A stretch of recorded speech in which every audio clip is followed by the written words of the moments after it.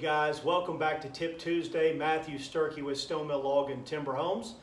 Last week we started our first Tip Tuesday of the new year off with what your first steps are if you do not own property. This week we're going to talk about what your first steps are if you do own the land. So it's important to note the difference. For those of you who already have property, your first steps are going to look a little bit different than somebody who doesn't yet have the property. However, I will say, if you own the property and you're going to be financing, I think it's important that you go talk to a lending institution to get an idea of what you can comfortably afford if you haven't already. That's always a step that you can do going into this process.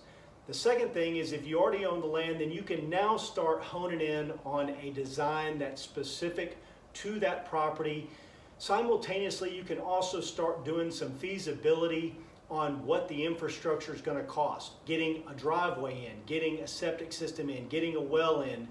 You can start staking out the property if you already have an idea of what design you want to go with. You can start talking to some subcontractors and getting a ballpark on costs associated with the infrastructure and getting improvements made to the property, because you're going to have those costs no matter whether you're building a log or a timber frame home or just a custom home.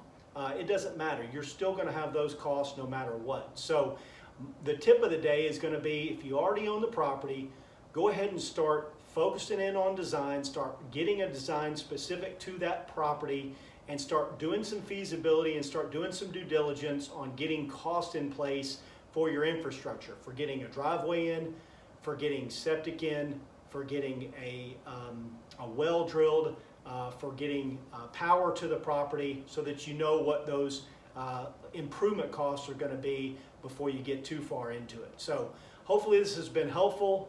Thanks again for joining us on Tip Tuesday. We look forward to having you next week. And until then, stay safe and healthy. Take care.